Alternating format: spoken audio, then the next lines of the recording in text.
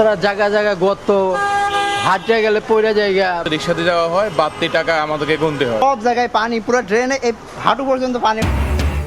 বানের পানিতে বিপর্যস্ত চট্টগ্রাম অঞ্চল। এবার উত্তর ও পূর্বের 9 জেলায় বন্যার পূর্বাভাস। 11 জেলার স্বাস্থ্যকর্মীদের ছুটি বাতিল। রেকর্ড বৃষ্টিতে ঢাকায়ও জলজট। জনগণ সঙ্গে থাকলে দেশকে এগিয়ে নিয়ে যাবে বিএনপি। রাজনৈতিক কথার চেয়ে কাজ করা জরুরি, বরিশালে প্রধানমন্ত্রী। বৃক্ষরোপণ উদ্বোধন, সেনা মহড়া পরিদর্শন। যেখানেই আত্মসমর্পণ করুক, শেখ হাসিনাকে জেলে যেতে হবে। জুলাই হত্যায় আওয়ামী লীগের 10 নেতার বিরুদ্ধে অভিযোগ দাখিল এ মাসেই। শাপলা চত্বর হত্যাযজ্ঞের মামলার তদন্ত শেষ। মুজিববর্ষে 4000 কোটি টাকা অপচয়ের অভিযোগ। নথি যাচাই বাছাই শেষে একাধিক মামলা করবে দুদক। মডেল মসজিদ তৈরিতে অনিয়ম তদন্ত হবে, সংসদে স্বরাষ্ট্রমন্ত্রী। এবং হাড্ডাহাড্ডি লড়াই শেষে সেমিফাইনালের মঞ্চে ফিফা বিশ্বকাপ। প্রথম ম্যাচে স্পেনের প্রতিপক্ষ ফ্রান্স। দ্বিতীয় সেমিতে দুই চিরপ্রতিদ্বন্দ্বী আর্জেন্টিনা, ইংল্যান্ড।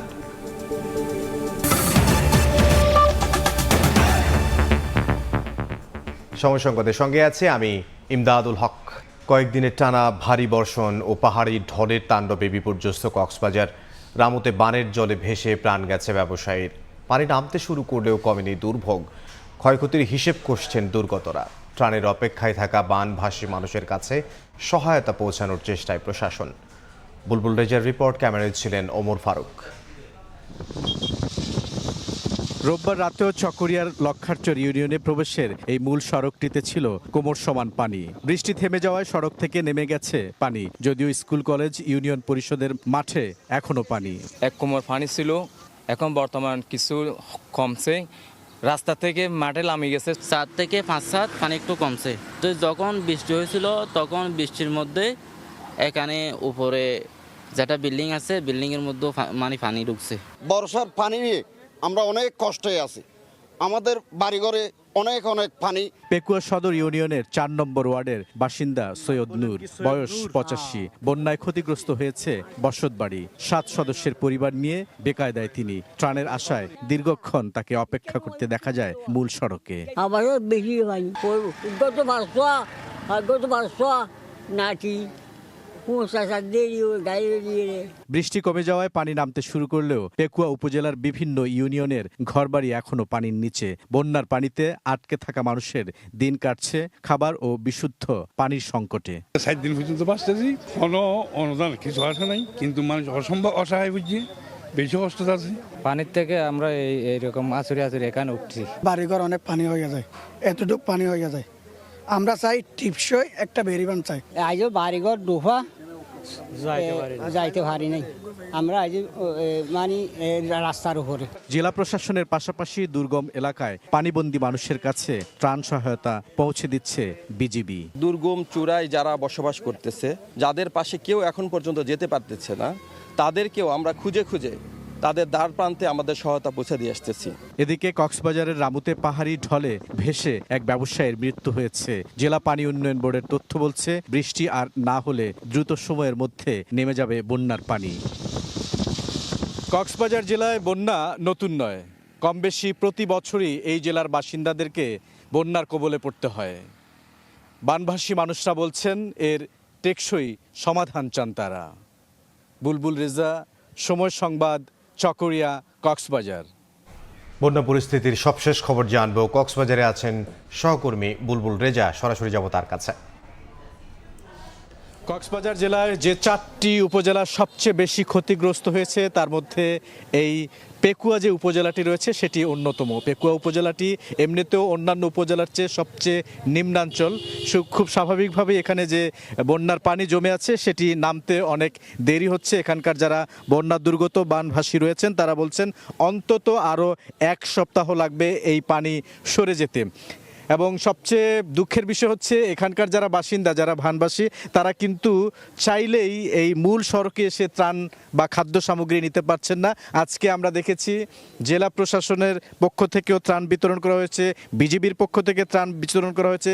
কিছুক্ষণ আগে দেখেছি আমরা চট্টগ্রাম রেঞ্জের পুলিশের পক্ষ থেকে একটি টিম, কক্সবাজার জেলার পুলিশ সুপার নিজেও ছিলেন, তারা এসেছিলেন এবং ত্রাণ সামগ্রী অথবা খাদ্য সামগ্রী তারা বিতরণ করেছেন। সেখানে বিশুদ্ধ পানীয় ছিল। অন্তত 1.5 শতাধিক পরিবারকে তারা এই খাদ্য সামগ্রী দিচ্ছেন। এই মুহূর্তে যেহেতু বৃষ্টি থেমে গেছে, পানি নামতে শুরু করেছে, বন্যা কবলিত এলাকার মানুষের চাহিদা হচ্ছে বিশুদ্ধ পানি এবং শুকনো খাবার।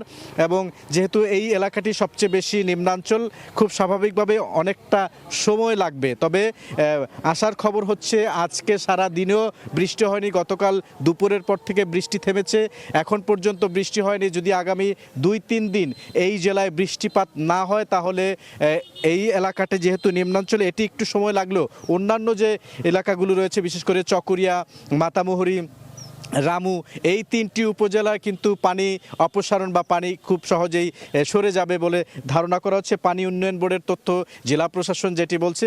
এবং যেহেতু ত্রাণ সামগ্রী বা খাদ্য সামগ্রী, বিশুদ্ধ পানির একটি সংকট, সেটির উপর জোর দেওয়া হচ্ছে জেলা প্রশাসনের পক্ষ থেকে।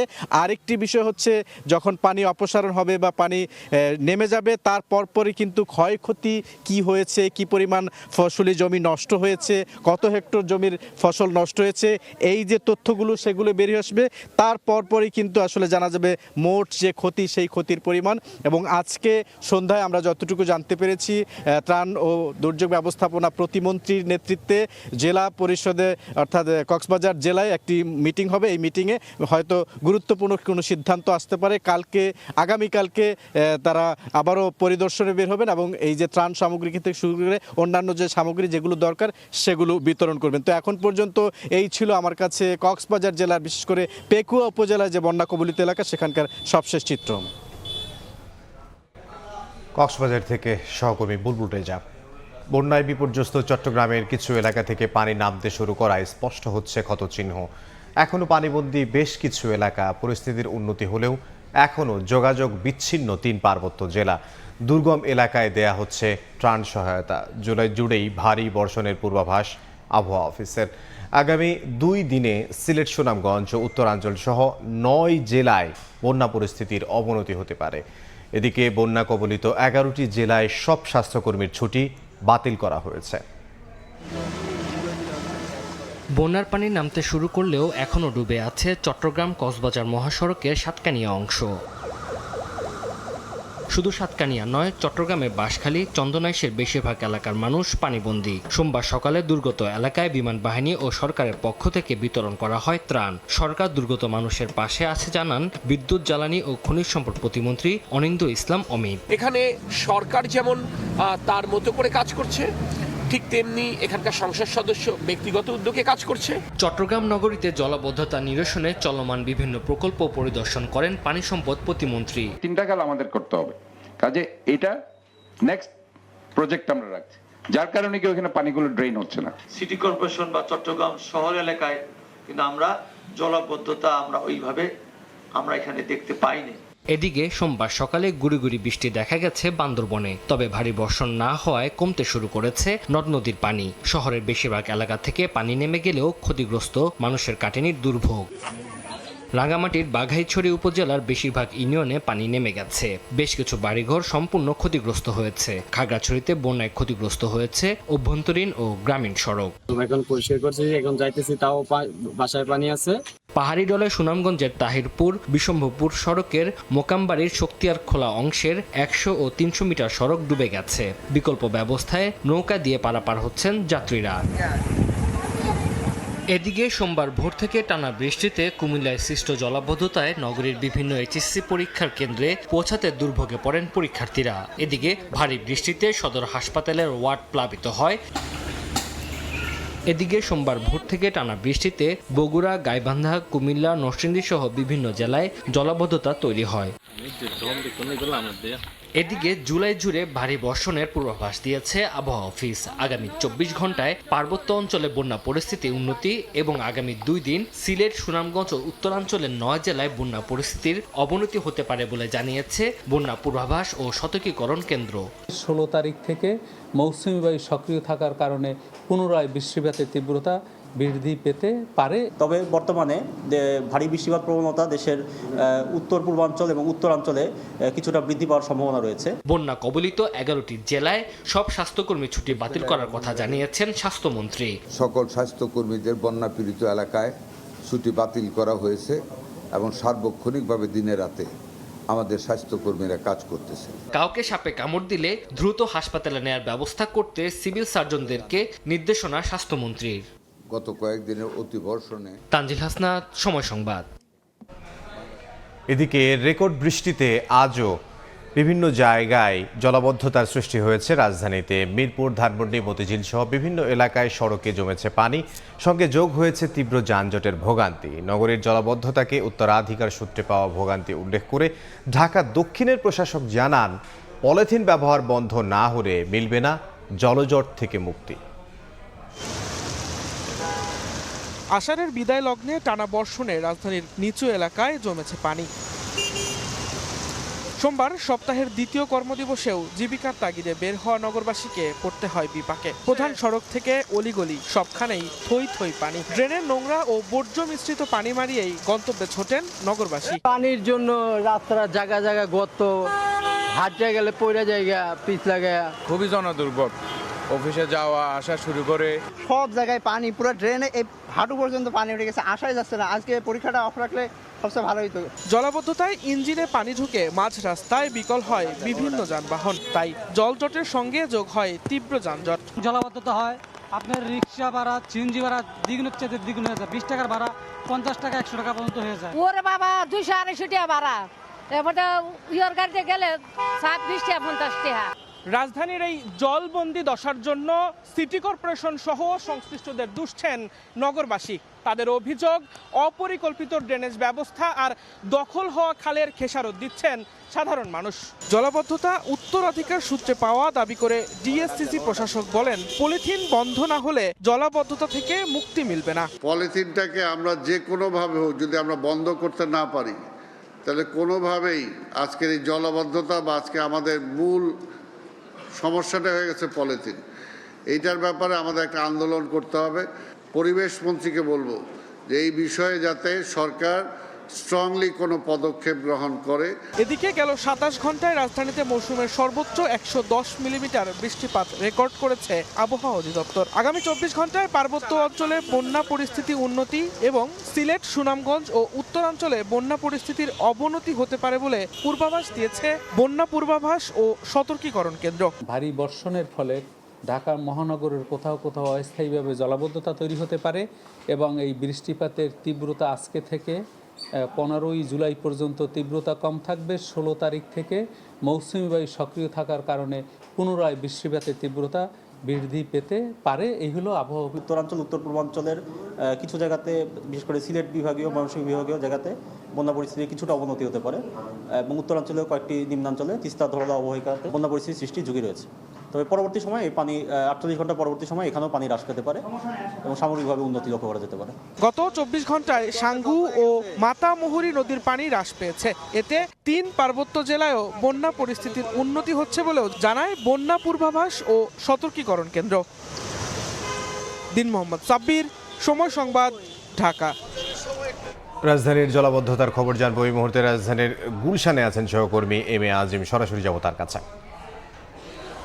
কয়েকদিনের বৃষ্টিতে গুলশানে যে পরিমাণ পানি হয়েছে তা কিন্তু গুলশানের যে লেকটি ছিল সেটি কিন্তু একদমই ভরে গিয়েছে। আমরা এই মুহূর্তে গুলশানের যে লিংক রোডটিতে রয়েছি, সেখানে আমরা দেখছি কিন্তু বৃষ্টির পানি কিন্তু নিচে যে সরার যে ব্যবস্থাপনা করা হয়েছে সেটি উপচে কিন্তু আসলে এই মুহূর্তে সড়কের উপর থেকে আসলে পানিগুলো গুলশান লেকে সরে যাচ্ছে এবং সেই পানি যেহেতু সড়কের উপর থেকে উপচে পড়ছে, সেই জায়গাটি থেকে কিন্তু সড়কের বেশ কয়েকটি জায়গা থেকে কিন্তু ভেঙে গিয়েছে। আমরা এই মুহূর্তে যে জায়গাটিতে রয়েছি সেখানেও কিন্তু সড়কের এক পাশের একটি লেনের অর্ধেক অংশ কিন্তু ভেঙে এই মুহূর্তে লেকের মধ্যে একদম পড়ে গিয়েছে এবং তারপরে এখনও যেভাবে পানি পড়ছে তাতে কিন্তু সড়কটি আরও অনেক ক্ষতিগ্রস্ত হওয়ার সম্ভাবনা রয়েছে। এই মুহূর্তে এখানে কিন্তু সড়কটির দুই পাশ থেকেই আসলে পুলিশের পক্ষ থেকে সড়কটি বন্ধ করে দেওয়া হয়েছে, কারণ এখান থেকে যে কোনো সময় সড়কটি ভেঙে যাচ্ছে এবং দুই পাশেরই একই অবস্থা বলা চলে। সেক্ষেত্রে যে কোনো সড়ক থেকে গাড়ি বা সাধারণ মানুষ সেগুলো কিন্তু আসলে এখানে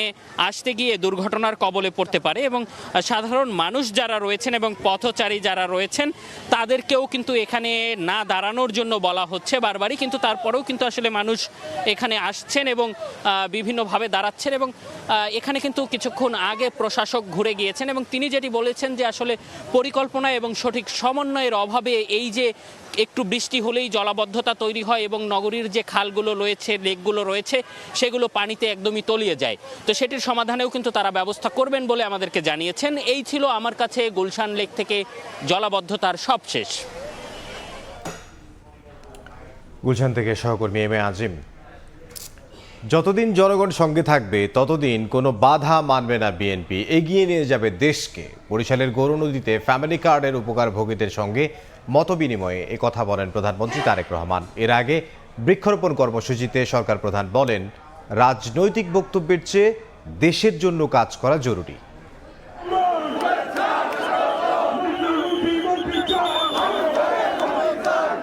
বরিশালের পথে পথে মানুষের ভালোবাসায় সিক্ত প্রধানমন্ত্রী তারেক রহমান। সরকারে আসার পর প্রথম বরিশাল সফরে গৌরনদীর বাটাজোরের নতুন খনন করা সারিকল বাটাজোর খাল পাড়ে গাছের চারা রোপণ করেন তারেক রহমান। পরে সমাবেত মানুষের উদ্দেশ্যে প্রধানমন্ত্রী বলেন, পরিবেশ রক্ষায় সরকার বৃক্ষরোপণ সহ বিভিন্ন কর্মসূচি গ্রহণ করেছে। পরিবেশের ভারসাম্য রক্ষায় পরিচ্ছন্নতা অভিযানে সবাইকে এগিয়ে আসার আহ্বানও জানান তিনি। আসুন আমরা চেষ্টা করি যেখানে সেখানে আবর্জনা যেন আমরা না ফেলি। সারা পৃথিবীতে আবহাওয়ার সমস্যা কিন্তু বাংলাদেশে বেশি হচ্ছে। এই সমস্যাগুলো যদি আমাদেরকে সমাধান করতে হয় বা এই সমস্যার কষ্টটা যদি কমিয়ে আনতে হয়, আমাদেরকে সারা বিশ্বে অনেক গাছ লাগাতে হবে। সরকার প্রধান বলেন, রাজনৈতিক বক্তব্যের চেয়ে এখন দেশের জন্য কিছু করা জরুরি। আজকে আপনাদের সামনে আমি কোনো রাজনৈতিক বক্তব্য দিলাম না, কারণ রাজনৈতিক বক্তব্য থেকে নিজের দেশের জন্য ভালো কিছু করাটা অনেক অনেক অনেক গুরুত্বপূর্ণ। এই গাছটা কিন্তু শিশু গাছ, আজকে শিশুর মতো এটিকে বড় করতে হবে। কাজেই যারা যারা গাছের চারাটি রোপণ করবেন তাদের কাছে আমার অনুরোধ থাকবে, একটা সাইজে বড় না হওয়া পর্যন্ত দয়া করে গাছটিকে যে যতটুকু পারেন যেভাবে পারেন গাছটিকে দয়া করে যত্ন করবেন। পরিবেশকে গুরুত্ব দিয়ে উন্নয়নকে এগিয়ে নিতে চায় বর্তমান সরকার। পাশাপাশি রয়েছে জলবায়ু পরিবর্তনের প্রভাব মোকাবেলা।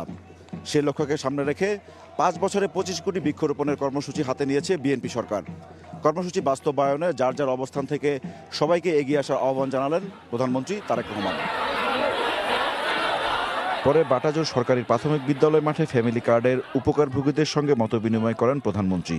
বলেন, আগামী বছরের মধ্যে 41 লাখ পরিবারের কাছে ফ্যামিলি কার্ড পৌঁছাবে সরকার। জনগণ যতদিন সঙ্গে থাকবে বিএনপি ততদিন দেশকে এগিয়ে নিয়ে যাবে বলে মন্তব্য করেন তিনি। বিএনপির সকল রাজনৈতিক ক্ষমতার উৎস জনগণ। যতক্ষণ বিএনপির পাশে জনগণ থাকবে, বিএনপি কোনো বাধা মানবে না। বিএনপি দেশকে ইনশাল্লাহ সামনের দিকে এগিয়ে নিয়ে যাবে।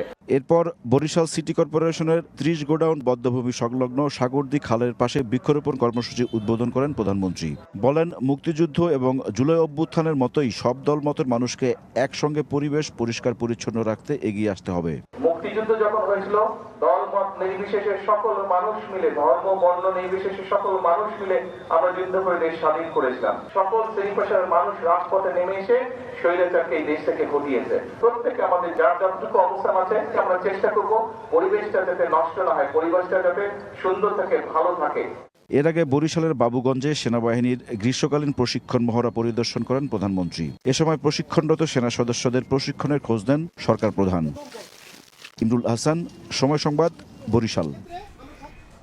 বাংলাদেশ বা ভারত যেখানেই আত্মসমর্পণ করুক, দণ্ডিত শেখ হাসিনাকে জেলেই যেতে হবে বলে জানিয়েছেন পররাষ্ট্র প্রতিমন্ত্রী শামা ওবায়দ ইসলাম। দণ্ডপ্রাপ্ত আসামির বক্তব্য দেয়া নিয়ে কূটনৈতিক চ্যানেলে আলোচনা চলছে বলে জানিয়েছেন তিনি। জুলাই অভ্যুত্থানে মানবতা বিরোধী অপরাধের দায়ে 2025 সালের 17 নভেম্বর ক্ষমতাচ্যুত প্রধানমন্ত্রী শেখ হাসিনাকে মৃত্যুদণ্ড দেন আন্তর্জাতিক অপরাধ ট্রাইব্যুনাল। অভ্যুত্থানের মুখে দেশ ছেড়ে পালিয়ে প্রায় 2 বছর ভারতে অবস্থান করছেন তিনি। সম্প্রতি এক আন্তর্জাতিক গণমাধ্যমে দেয়া সাক্ষাৎকারে শেখ হাসিনার দেশে ফিরে আদালতে আত্মসমর্পণের বক্তব্য নিয়ে রাজনৈতিক মহলে চলছে নানা আলোচনা। সাবেক প্রধানমন্ত্রী শেখ সোমবার পররাষ্ট্র মন্ত্রণালয়ে গণমাধ্যম কর্মীদের সঙ্গে আলাপচারিতায় পররাষ্ট্র প্রতিমন্ত্রী বলেন, শেখ হাসিনা বাংলাদেশে বা অন্য যে কোনো স্থান থেকে আত্মসমর্পণ করুক না কেন, দণ্ডপ্রাপ্ত আসামি হিসেবে তাকে জেলেই যেতে হবে। একজন দণ্ডপ্রাপ্ত আসামির রাজনৈতিক বক্তব্য সরকারের নীতি নির্ধারণে কোনো প্রভাব ফেলে না বলেও মন্তব্য করেন তিনি। একজন আসামি সে কোথায় আত্মসমর্পণ করবে, কিভাবে করবে, সেটা একেবারে ওনার ব্যাপার। সে বিদেশে বাংলাদেশের কোনো মিশনে আত্মসমর্পণ করুক বা বাংলাদেশে এসে আত্মসমর্পণ করুক, প্রক্রিয়া একই, ওনাকে জেলে যেতে হবে। একজন আসামি কি বক্তব্য দেয় সেটা বাংলাদেশ সরকারের আমলে নেওয়ার কথা না এবং নিবে না। শেখ হাসিনার বক্তব্য নিয়ে ভারত সরকারের কাছে বাংলাদেশ কোনো আনুষ্ঠানিক বার্তা দেবে কিনা এমন প্রশ্নের জবাবে প্রতিমন্ত্রী জানান, বিষয়টি নিয়ে দুই দেশের মধ্যে কূটনৈতিক চ্যানেলে আলোচনা চলমান। সবকিছু তো স্টেটমেন্ট দিয়ে, ঘোষণা দিয়ে, আপনাদেরকে বিবৃতি দিয়ে বলার কিছু নাই।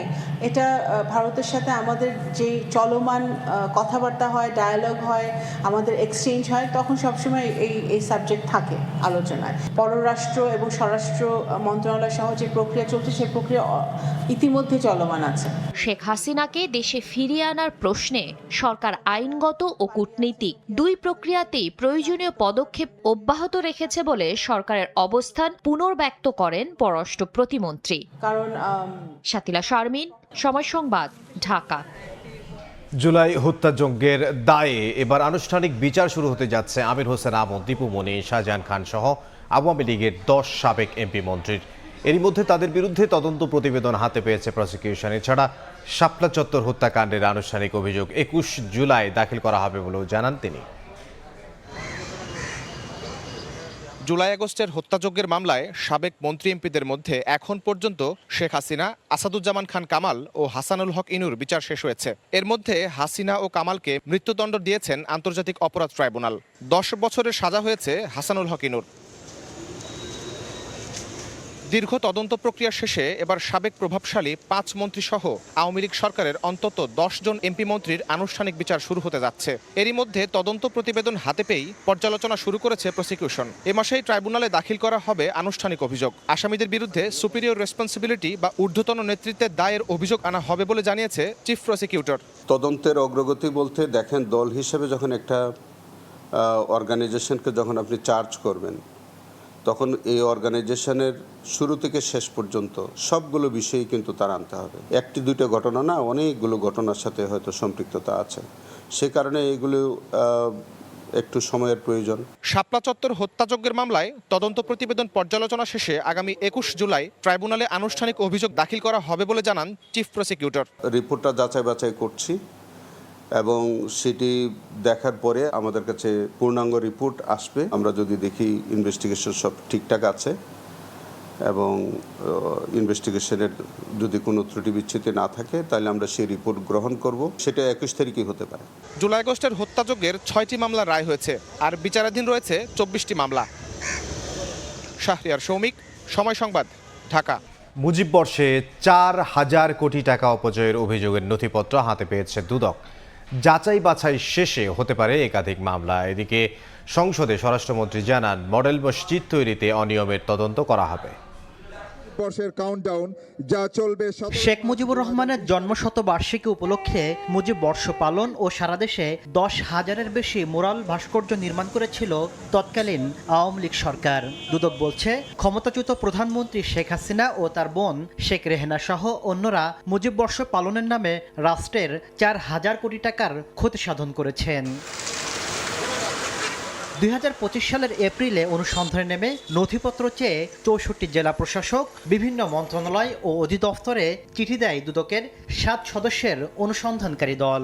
এরই মধ্যে বাংলাদেশ বেতারের সামনের মোরালের তথ্যসহ একাধিক নথিপত্র হাতে পেয়েছে সংস্থাটি। রাষ্ট্রীয় কোষাগার থেকে 4000 কোটি টাকার বেশি অর্থ অপচয়ের অভিযোগে যে অনুসন্ধান চলমান রয়েছে, অনুসন্ধানকারী কর্মকর্তাগণ বিভিন্ন সংশ্লিষ্ট দপ্তরগুলোতে পত্র প্রেরণ করেছিলেন, অনেক জায়গা থেকে তথ্য পেয়েছেন। দুদক জানিয়েছে, অতি গুরুত্বপূর্ণ বিবেচনায় দুদকের পাশাপাশি বাংলাদেশ ব্যাংকের আর্থিক গোয়েন্দা সংস্থা BFIU ও CIDর সমন্বয়ে অনুসন্ধানী দল কাজ করছে। সাবেক প্রধানমন্ত্রীর পরিবারের সদস্যদের বিষয়গুলো যেহেতু এখানে জড়িত, সেজন্য বলা হচ্ছে যে এগুলো গুরুত্বপূর্ণ। এদিকে সংসদে এক এমপির প্রশ্নের জবাবে স্বরাষ্ট্রমন্ত্রী জানান, মডেল মসজিদ তৈরিতে অনিয়মের তদন্ত করা হবে। মডেল মসজিদগুলোর সমস্ত প্রকল্প ব্যয় টোটাল কত ছিল, কতটা নাম্বার অফ মডেল মসজিদ হয়েছে, সমস্ত মসজিদ ওয়ারি সেটা তদন্ত পরিচালনা করার জন্য আমি আজকে মন্ত্রণালয়কে নির্দেশ দেব। মাননীয় স্পিকার, আওয়ামী লীগ আমলে মেগা প্রকল্পের নামে মেগা দুর্নীতির অভিযোগেরও তদন্ত হবে বলে জানান স্বরাষ্ট্রমন্ত্রী। মেগা দুর্নীতির জন্য মেগা বাজেট করা হয়েছে। তাসলিম তৌহিদ, সময় সংবাদ, ঢাকা। এ পর্যায়ে শীর্ষ সংবাদগুলো জানিয়ে দিচ্ছি আরও একবার। কেলমানি গরম মাঝে কিছু নাই, খুব কষ্টে আমরা আছি। বাইরে একটা মানুষ মানে একজন আছে, মানুষ অসম্ভব অসহায় বুঝছি। বানের পানিতে বিপর্যস্ত চট্টগ্রাম অঞ্চল। এবার উত্তর ও পূর্বের 9 জেলায় বন্যার পূর্বাভাস। 11 জেলার স্বাস্থ্যকর্মীদের ছুটি বাতিল। রেকর্ড বৃষ্টিতে ঢাকায় জলজট।